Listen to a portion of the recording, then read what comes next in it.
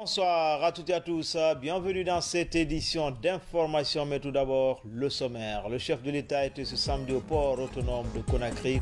Professeur Alpha Condé est venu aplanir les divergences entre les responsables des sociétés Al Bayrak et Roussal sur la construction d'un tunnel sur la pénétrante routière.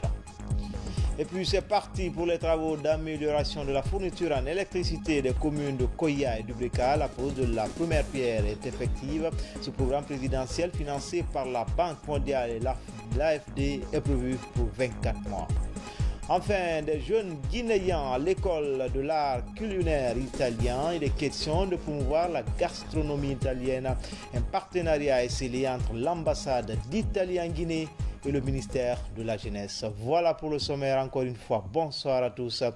Bienvenue dans cette édition. Comme annoncé dans les titres, le chef de l'État ce samedi au port autonome de Conakry, professeur Alpha Condé, est venu aplanir les divergences entre les responsables des sociétés Al Bayrak et Roussal sur la construction d'un tunnel sur la pénétrante routière. Ce projet vise à décongestionner la plateforme portuaire et réduire le balai des gros porteurs dans la presqu'île de Kaloum. Explication, Sanassi Keita. Au port autonome de Conakry, le président de la République arrive ce samedi 3 juillet 2021 pour constater l'état d'avancement des travaux de construction de la pénétrante routière exécutée par la société Alport, filiale du groupe Al Bayrak. Autour du différend qui existait entre les sociétés Al Bayrak et Roussal Frigia pour la construction d'un tunnel sur cette pénétrante routière, le ministre des Transports apporte des précisions. Le déplacement du président de la République, c'est d'abord l'importance qu'il donne, n'est-ce pas, au mouvement des véhicules dans la ville de Conakry, qui constitue aujourd'hui un vrai problème à résoudre. Donc pour cela, il a pensé à la construction de cette pénétrante qui doit quitter le port pour être au 8 novembre. Mais cette voie traverse les deux chemins de fer de Roussal, à savoir le chemin de fer de CBK et de Frigia. Donc ce passage, s'il n'était pas réglé, pouvait aussi empêcher la bonne marche des trains de Frigia. C'est ce qui causait problème. Les deux sociétés se sont entendues que Roussal fasse un chemin de fer d'évitement, comme on dit, voie d'évitement, et qui va aller jusqu'à 400 mètres pour éviter, n'est-ce pas, de toucher aux deux chemins de fer. Et en même temps, pour le passage des camions, les Turcs vont faire deux tunnels. Comme vous voyez, les dispositions sont déjà prises pour faire ces tunnels. Et le travail commence lundi déjà. Comme le disent les Turcs, dans 2 mois, déjà on peut inaugurer cette pénétrante et ainsi décongestionner la ville de Conakry. Pour tourner définitivement la page de cette mésentente, le président de la République rassure. Cette affaire, ce n'est pas l'affaire d'Al Bayrak.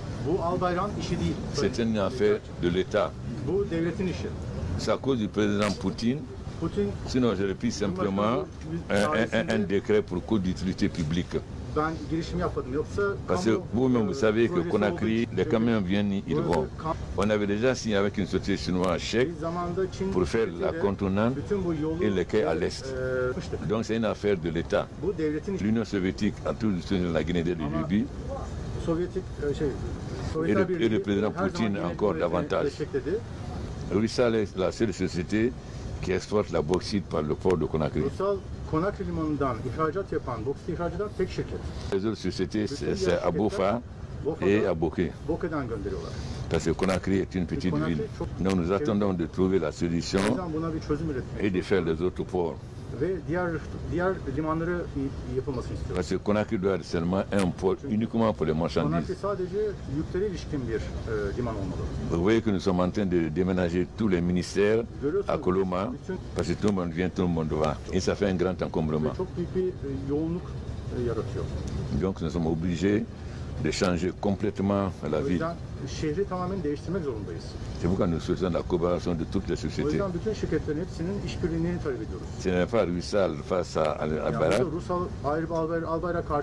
C'est la nécessité pour le gouvernement guinéen de changer la nature de notre capitale. puisque le port de Conakry est proche de Bamako par rapport à Dakar de 200 km. Donc le port de Conakry peut être le port pour tout le trafic du Mali comme du Burkina. Mais cela suppose qu'on ait des quais à 14 mètres. 14 metre rıhtımı olan, derinliği olan rıhtımlar lazım. Qu'on ait la route. Yol gerekiyor. Et plus tard, qu'on ait le chemin de fer Conakry, Bamako, Bougouni, Boubou-Lasso. Ve gidecek ve Burkina Faso gidecek demir yolları lazım. Nous avons déjà les accords avec ces deux pays. Bu iki şirkette zaten anlaşmalarımız, iki ülkeyle anlaşmalarımız var. La Guinée est en train d'évoluer. Yine gelişiyor şu anda. Vous-même, vous avez vu les mesures que nous sommes en train de prendre. Hepsini gördünüz. La Guinée a tous les moyens d'être la deuxième puissance économique après le Nigeria. Nijerya'dan sonra ikinci ekonomik güç haline dönüşebilir. Il suffit seulement que nous travaillons. Sadece çalışmamız gerekiyor. Nous pouvons dépasser le Sénégal, la Côte d'Ivoire, le Ghana. Il n'y a que le Nigeria qui peut nous dépasser. Sadece Nijerya'yı geçemeyiz. Et ça, c'est mon ambition. Bu benim hedefim. Et tant que je vis, personne ne m'empêchera de le faire. Ben yaşadığım sürece beni kimse engelleyemeyecek bunları gerçekten. J'ai dit au ministre fonctionnaire, celui qui n'est pas content, qui démissionne. Eğer istemeyen varsa, geliştirmek istemeyen varsa istifa etsin. On ira jusqu'au bout. Biz sonuna kadar gideceğiz. Tous les paiements au niveau de l'administration se feront désormais par monnaie électronique. Bütün kamudaki ödemeler elektronik parayla yapılacak bundan sonra. Que ce soit à l'hôpital ou partout l'administration. Hastane olsun, idare olsun hepsi. Parce que quand on paye l'argent à l'hôpital, on ne sait pas où va l'argent. Para ödendiği zaman paranın nereye gittiğini bilmiyoruz. Maintenant, nous voulons que tout l'argent rentre dans les caisses de l'État. Bundan sonra bütün paraların, toplanan paraların devlet kasasına girmesini. Même la loterie nationale, les billets seront pris par monnaie électronique. Piyango, milli piyango dahil hepsinin parasını devlet toplamalı. Donc toute relation avec l'administration se fera désormais par monnaie électronique. Elektronik parayla yönetilecek. Parce qu'il est anormal qu'un pays comme la Guinée, qui a un scandale géologique, un scandale agricole, hem madenleri olan, hem zenginlikleri olan, hem tarımı olan ülkenin soit dans la situation où elle est. Bu duruma halde olmaması gerekiyor. Alors nous sommes déterminés à changer ça. O yüzden bunu değiştirmek üzere kararlıyız. Et moi, j'ai pris mes responsabilités. Ve ben bütün sorumluluğu da üzerime aldım. J'ai dit aux ministres, ceux qui ne sont pas contents en cas de démissionner. Bakanlara söyledim, memnun olmayan ayrılabilir diye. Mais plus personne ne détournera plus un franc de l'État. Artık kimse devletin parasına dokunmayacak. Et nos partenaires privés aussi doivent accepter ce changement. Bütün şirketlerin de bu değişime uyması ve kabul etmesi gerekiyor. Nous sommes très reconnaissants à la Russie, Herkese, Rusya'ya özellikle çok müteşekkiriz. à l'Union soviétique, comme au président russe. Ve Rus başkanına da müteşekkiriz. J'ai dit au président que la Russie est toujours fidèle à ses amitiés. Ben başkana söyledim, yine dostluklarına her zaman sadıktır. Que la Russie n'abandonne jamais ses amis. Ve Ruslar da hiçbir zaman dostlarını yarı yolda bırakmaz. Et je dis particulièrement vous, Poutine. Parce que n'importe quel pays aurait quitté aujourd'hui la Syrie. Herhangi bir ülke çünkü Suriye'deki hali görerek oradan ayrılabilirdi. Mais quelles que soient les conséquences de pertes économiques ou humaines, la Russie est restée. Ama ekonomik olarak her yükü ne olacak olsa Rusya orada kaldı. Et avant même que le Conseil constitutionnel proclame ma victoire, le président m'avait envoyé déjà les félicitations. Benim seçimi kazandığımı anons etmeden önce bana özellikle tebriklerini kendisi iletti. Donc nous allons toujours continuer à renforcer nos relations. O yüzden biz her zaman ilişkilerimizi geliştiriyoruz. Il en est de même du président Erdogan. Aynı şekilde Sayın Cumhurbaşkanı Erdoğan için de geçerli. J'ai présenté avec le président Erdogan et le président Poutine. İkisini ben de ayrıca birbirine tanıştırdım. Quand j'étais à Moscou, Ben Moskova'dayken j'ai dit au président, Erdogan et vous avez les mêmes ambitions. Sayın Erdoğan'la Sayın Başkan sizin aynı hedefleriniz var. Vous voulez donner à la Russie la puissance de l'Union soviétique. Siz Rusya'ya bütün Sovyetler Birliği'nin gücünü katıyorsunuz. Erdogan veut donner à la Turquie la puissance de l'Empire ottoman. Osmanlı İmparatorluğu'nun bütün gücünü katmak istiyor. Il a ri. Güldü. Je lui ai dit, Erdogan, c'est mon frère. Ona dedim ki Erdoğan benim kardeşim. Il dit justement, je vais en Turquie. Ben o yüzden Türkiye'ye gidiyorum. Et quand il était en Turquie, O yüzden Türkiye'ye döndüğü zaman il a dit, j'étais avec ton frère à Moscou. o da dedi ki zaten Moskova'dayken ben kendi kardeşimle beraberdim. Il dit, malgré ses ambitions, vous devez vous entendre pour travailler ensemble. Bütün bu kendi hedeflerinize rağmen anlaşmanız lazım. Parce que moi, je parle toujours franchement à mes Ben amis. çünkü her dostuma aynı açık sözlükle konuşurum. Je n'ai pas un langage diplomatique, j'ai un langage de vérité Ben avec mes amis. saklı, gizli bir olan diplomatik bir dil kullanmıyorum. Donc la Russie est un grand partenaire depuis 1958. Rusya Gine'nin çok önemli bir işbirliği ortağı 58 yılından beri. Elle a toujours été à nos côtés. Her zaman yanımızda oldu. La Turquie, nous avons commencé depuis quelques années. Türkiye ile yakın zamanda Et le président Erdogan aussi nous soutient. Ama Sayın Erdoğan beni hep destekliyor. Donc c'est deux pays avec lesquels nous voulons que les relations continuent à se renforcer. İki ülkenin ilişkilerinin her zaman gelişmesini istiyoruz. Donc il faut que chacun de vous collabore O yüzden her birinizin pour permettre à la Guinée d'avancer. Gine'nin ilerlemesi için işbirliği yapması gerekiyor. C'est tout ce que nous demandons. Bizim tek istediğimiz bu. Et j'espère que cette fois, vous êtes bien arrivés à un accord. Le président de la République quitte donc le port autonome de Conakry avec l'espoir de voir la société Al Bayrak exécuter très rapidement ses travaux de construction de la pénétrante routière dans les règles de l'art et selon surtout le protocole d'entente établi entre elle et Russal Frigia. Dans le reste de l'actualité, à la veille de la clôture de la session inaugurale de l'Assemblée nationale, les députés ont examiné et adopté des projets de loi, accords et conventions, parmi lesquels figure cet accord de coopération militaire entre la Guinée et le Sénégal. La synthèse des travaux avec Abdoulaye Ninguilande Diallo. Du haut de cette tribune de l'Assemblée nationale, 5 ministres du gouvernement Kassori défendent leurs projets, accords et conventions. Dans le domaine du commerce, par exemple, le projet de contrôle des denrées, marchandises et services alimentaires et répression des fraudes commerciales est initié et examiné.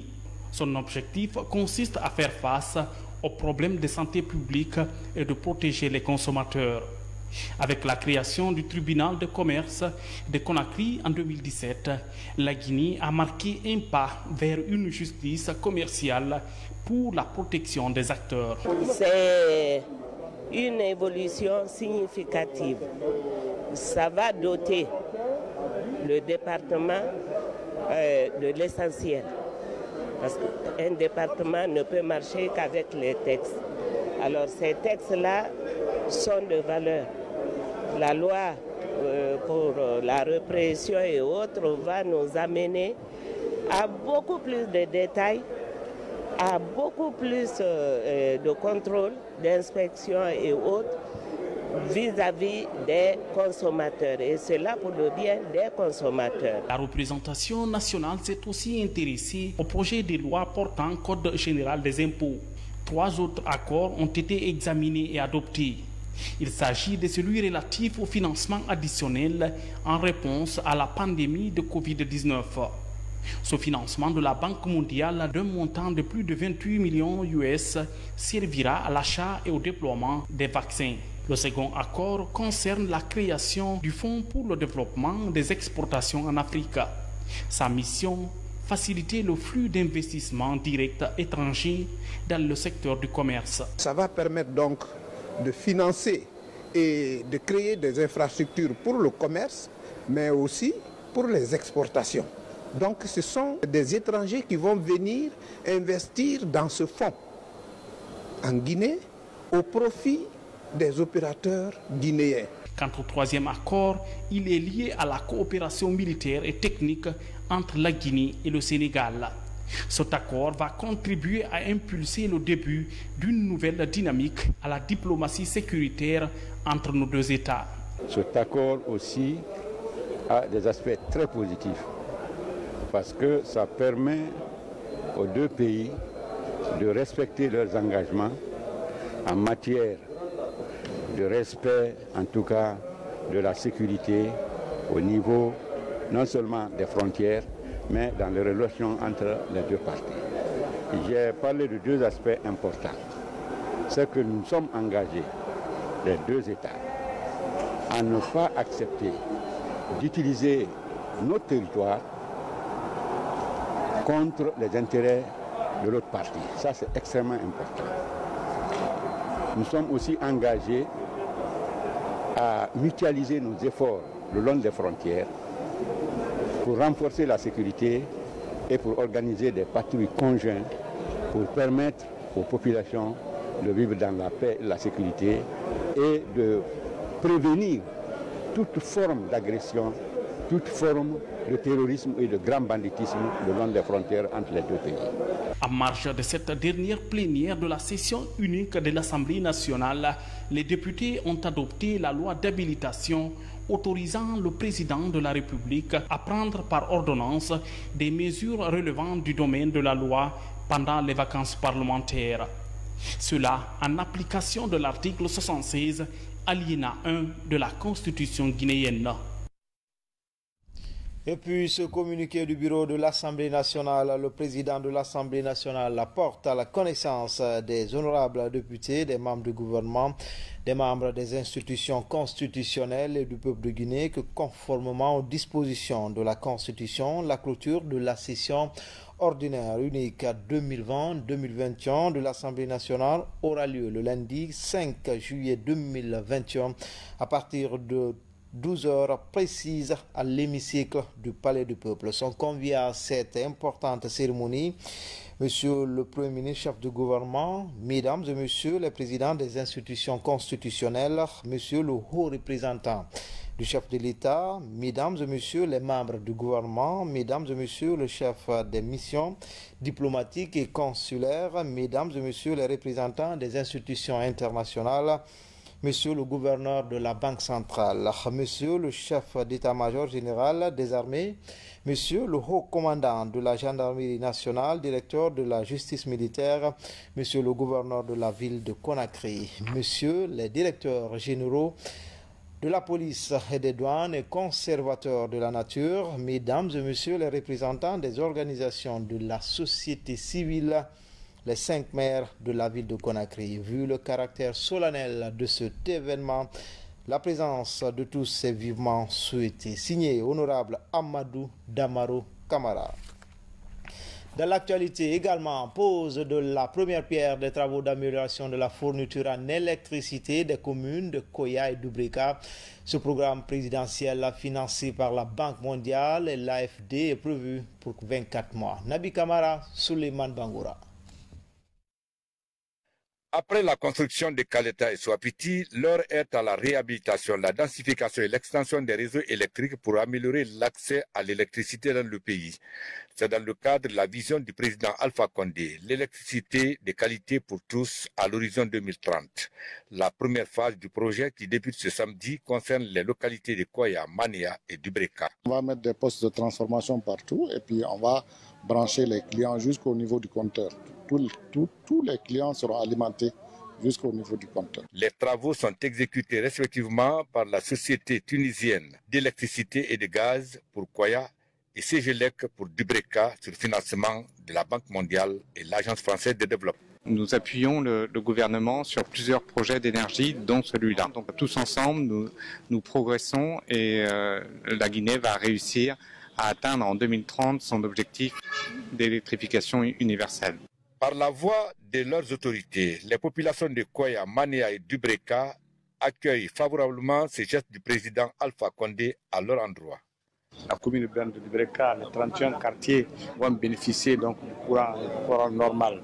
C'est une grande joie, c'est vraiment un engouement pour ma population et je pense que c'est une bonne chose. Pour faciliter les travaux, la ministre de l'Énergie invite les populations bénéficiaires à ouvrir leurs bras aux entreprises contractantes. L'objectif du gouvernement, conformément à la vision du chef de l'État, c'est d'électrifier l'ensemble du pays. Ça veut dire qu'aujourd'hui, la modernisation de la Guinée est en marche et la pose de ces premières pierres constitue une illustration de cette volonté de Monsieur le Président de la République. Le coût des travaux est de 50 millions de dollars par la Banque mondiale et 50 millions d'euros par l'Agence française de développement. Les groupements maraîchers des préfectures de Kindia et Mamou se frottent les mains. La FAO vient de lancer un projet d'appui à la relance de la filière suite au Covid-19. Près de 350 000 dollars seront investis pour appuyer les femmes de Kindia et Mamou. Yaya Sila, Fanalabaya Kamara. La filière maraîchère dans le secteur agricole est parmi les plus impactées par la pandémie de Covid-19. Les femmes des préfectures de Kindia et Mamou reprennent timidement leur activité maraîchère. C'est pour appuyer cette filière que la FAO lance ce projet dénommé « Amélioration de la filière maraîchère en faveur des populations victimes de Covid-19 des préfectures de Kindia et de Mamou ». Les statistiques ont montré à Kindia, en 45 jours, on a perdu 82% de notre production. C'est-à-dire, la production a chuté de 245 tonnes à 82 tonnes suite à la pandémie. Si le gouvernement guinéen, à travers la FAO, pense à nous appuyer pour relancer cette activité maraîchère à Kindia, à Mamou, c'est une joie pour moi en tant que deuxième responsable de la Confédération et premier responsable de la Fédération des maraîchers de la Basse-Guinée. Au total, 340 000 $ américains sont injectés dans ce projet de coopération technique. Il a pour objectif de renforcer la résilience des producteurs et transformateurs maraîchers aux effets de la Covid-19. 6 groupements maraîchers sont concernés, soit 150 femmes dans les préfectures de Kindia et de Mamou. Les maraîchers surtout en particulier, eux, c'est des fruits. Dès après la récolte, si ce n'est pas évacué, si ce n'est pas utilisé, ça s'apprête à pourrir. Donc, le gouvernement, dans son plan de riposte, à travers le ministère de l'Agriculture, a pensé faire un projet pour venir en aide les populations durement frappées par cette pandémie. La FAO, par cette assistance, entend aider le gouvernement guinéen à lutter contre l'insécurité alimentaire, la malnutrition et la pauvreté, tout en améliorant les revenus des femmes et des jeunes ruraux. Ainsi, la mise en œuvre du plan de riposte du gouvernement contre la Covid-19 se poursuit dans tous les secteurs économiques de la Guinée. Après la région de Mamou, le comité régional du projet AgriFarm est à Farana. Les acteurs impliqués dans la mise en œuvre de ce projet réfléchissent sur les voies et moyens à trouver pour accroître le revenu des exploitants agricoles en Haute-Guinée. Moussa Bangoura, Silati Kourouma. C'est pour la mise en œuvre du projet Agriculture familiale, résilience et marché AgriFarm dans les régions de la Moyenne et de la Haute-Guinée que cette réunion du comité consultatif régional s'est tenue à Farana. L'idée est de contribuer à améliorer de manière durable la sécurité alimentaire des ménages ruraux dans ces deux régions. Vous avez vu, les challenges les plus importants, par exemple, c'est la superposition des activités des projets. Il y a aussi la sécurisation des périmètres où il y a des problèmes. Hein? On va trouver dans un périmètre où il y a 3 projets qui évoluent. Donc voilà un peu des contraintes de mise en œuvre. Il y a eu des retards aussi dans la mise en œuvre de certaines activités. Tout ça a été des contraintes. Donc on l'a présenté et des solutions ont été proposées. Le projet prévoit dans ces régions l'aménagement de 6 000 hectares de plaine et bas-fonds, la réalisation de 850 km de pistes rurales et l'accompagnement de 2000 entreprises rurales. Ça va nous permettre de réaliser, disons, les contraintes qui ont été identifiées et auxquelles on a trouvé des projets de solutions au cours de cette rencontre. Donc on va essayer de les exécuter et aussi mettre en œuvre les recommandations ici de cette rencontre qui vont nous permettre également d'avancer dans la mise en œuvre du projet. L'AgriFarm est un projet phare de Monsieur le Président de la République en matière de développement social et en matière de développement économique des populations de la communauté de la région administrative de Farana. L'accord de financement du projet AgriFarm a été signé en 2018 entre le gouvernement guinéen et les partenaires techniques, notamment la BADEA et le FIDA. Son exécution s'étend sur une durée de 6 ans. Des jeunes à l'école de l'art culinaire italien, il est question de promouvoir la gastronomie italienne. Un partenariat est scellé entre l'ambassade d'Italie et le ministère de la Jeunesse. C'est dans le cadre de la promotion de l'emploi jeune en Guinée. Mikini Moussa Kamara, Abdoulaye Diallo. La gastronomie italienne fait partie intégrante de la culture méditerranéenne. Elle est inscrite au patrimoine culturel immatériel de l'humanité par l'UNESCO. Des produits frais, de saison et locaux sont utilisés dans le but de mettre en valeur la saveur de chaque aliment. Les responsables de l'ambassade d'Italie sont engagés à promouvoir cet art culinaire à travers la Guinée. C'est la qualité qui véhicule notre culture gastronomique. La qualité qui devient synonyme d'hygiène et de sécurité alimentaire.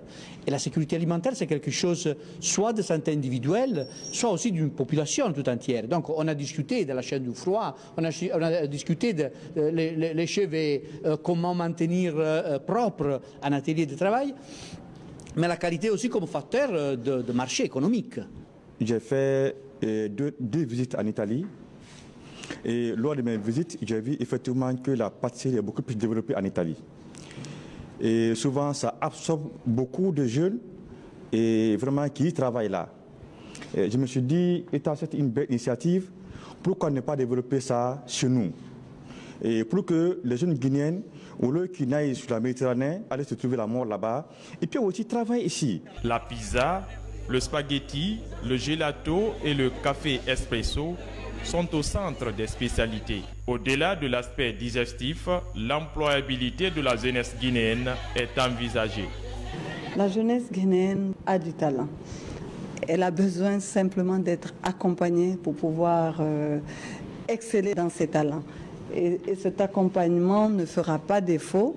De mon côté, tous ces beaux gâteaux, j'imagine, fabriqués par des jeunes Guinéens. L'Italie est aussi renommée pour sa production d'huile d'olive, de fromage, de charcuterie, de vin, de fruits et de desserts. Plusieurs espèces de plantes sont aussi utilisées dans la préparation des divers plats de ce pays européen.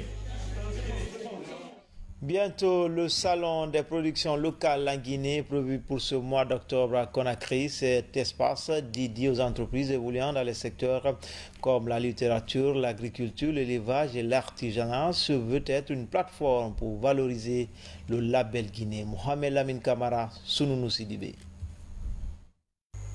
Au mois d'octobre prochain, les produits guinéens seront à l'honneur ici à Conakry. L'événement est dénommé le Salon des productions locales. Le projet est en faveur de nombreuses entreprises impliquées dans la production, la transformation et la commercialisation des produits locaux. Les organisateurs de cet événement étaient récemment face à la presse pour parler des objectifs de ce salon. Les spécialistes, les experts des sujets dont on va parler se mettent ensemble et discutent pour voir quels sont les obstacles qui sont rencontrés et essayent de trouver aussi des moyens et permettre aux générations futures de faire du consommé guinéen une évidence. Plusieurs stratégies sont en vue pour davantage valoriser le label Guinée selon les organisateurs. Leur objectif est précis, booster la consommation locale. On sort avec 5 éléments qui nous définissent et qui font que cet événement est incontournable. Le premier, c'est le fait de mettre des spécialistes pour discuter autour des problématiques, donc les panels. C'est le fait aussi d'avoir un comité de pilotage. Troisième volet, c'est qu'on va donner des prix selon les secteurs. Il y a un prix de l'innovation, il y a un prix de l'œuvre littéraire, il y a un prix musical, il y a également un grand prix spécial pour celle ou celui ou le groupement qui aura vendu la destination Guinée. Rendez-vous est pris pour le mois d'octobre prochain. Direction l'Elouma, plus précisément à l'Insansaran, dans cette commune rurale. Les populations viennent de réaliser de nombreuses infrastructures sociales de base à l'image de ce centre de santé amélioré qui vient d'être inauguré, entièrement équipé. Il va permettre de renforcer l'accès aux soins de santé primaire pour le grand bien des bénéficiaires. Les images de Saraf Dindialo sont commentées par Al-Gassi Mouba. 120 km du chef-lieu de la préfecture de l'Elouma, la commune rurale de l'Insansaran. Elle est l'une des 10 communes rurales de l'Elouma. Pour répondre aux difficultés d'accès aux soins de santé de qualité, ce centre de santé amélioré est réalisé par les fils ressortissants. Le coût de réalisation s'élève à plus de 3 milliards de francs guinéens. L'idée est partie, c'est les charges qu'on demandait à ces enfants à l'extérieur Comme chez nous ici, ça nous manque le centre de santé amélioré, les enfants, les femmes enceintes. Alors, il faut pour les amener jusqu'à l'abbé. Vous avez vu la route. Alors, si on a ça ici, ils ont fait ça pour toute la Guinée, tout le Fouta. Alors, nous prions les autorités à nous aider vraiment pour que ça soit fonctionnel. Cet exemple d'investissement communautaire répond parfaitement à la feuille de route du département de la santé. Pour appuyer les efforts de l'Insansarang, le président, professeur Alpha Condé, a donné des équipements à ce centre de santé amélioré. C'est un sentiment de paix interne, c'est un sentiment de satisfaction pour le gouvernement de la République, le professeur Alpha Condé, qui a accepté, à travers son gouvernement, de doter ce centre de santé amélioré en équipement de toutes sortes. On a même une chambre froide équipée à contenir 4 corps. Il y a tout ce qu'il faut pour faire fonctionner un centre de santé amélioré ici. Autorités administratives, sanitaires et populations bénéficiaires se mobilisent pour inaugurer ce centre de santé amélioré en prenant toutes les dispositions nécessaires pour son bon fonctionnement. À l'Insansarang, veiller sur ces réalisations et surtout aux fonctionnaires de ces centres de santé de prendre soin de ce qu'on vient de leur donner et que cela n'aille qu'au seul profit exclusif des patients dans leur structure de santé. Considéré comme l'un des pôles de concentration humaine de l'Elouma, la sous-préfecture de l'Insansarang affiche un élan de développement ambitieux. L'initiative de la construction de ce centre de santé amélioré équipé en est une parfaite illustration. Enfin, comment impliquer les communautés locales dans la prévention des épidémies? La question est au cœur d'une rencontre tenue récemment à Nzérékoré. Le programme est piloté par le ministère de l'administration du territoire et ses partenaires après l'éradication de l'épidémie d'Ebola. L'heure est au renforcement des acquis de la riposte. Mohamed Salioupaï, Lancé Kamisoko, Mohamed Lamine Diallo. Soutenir les efforts du gouvernement dans la lutte et la prévention des épidémies, promouvoir une participation effective des communautés dans ces luttes est le but de ce renforcement des capacités des administrateurs territoriaux, acteurs de la société civile et communautés à la base. Deux objectifs principaux.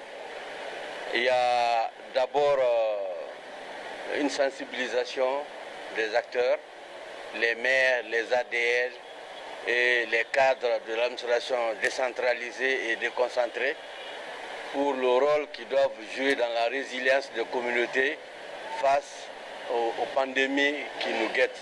Ebola vient de finir dans notre région. Le corona n'est pas encore vaincu. Ce projet du gouvernement et des partenaires techniques et financiers, notamment l'UNICEF, positionne les collectivités et les communautés locales au cœur des interventions afin d'améliorer les mécanismes de réponse. Ça nous renforce dans les différentes communications que nous tenons sur le terrain, dans le cadre de la sensibilisation des collectivités.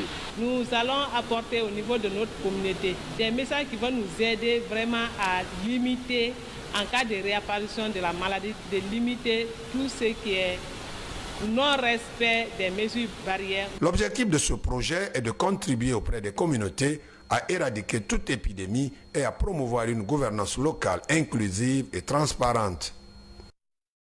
C'était tout pour les infos. Grand était le plaisir pour moi de vous servir pendant ces 3 jours d'affilée. Demain, les infos de 13h, c'est avec Adia Ramatoulaye Touré, Kadiatou Kaba pour l'édition de 20h30. Bonne suite de programme sur les antennes de la télévision nationale. À bientôt, Inch'Allah.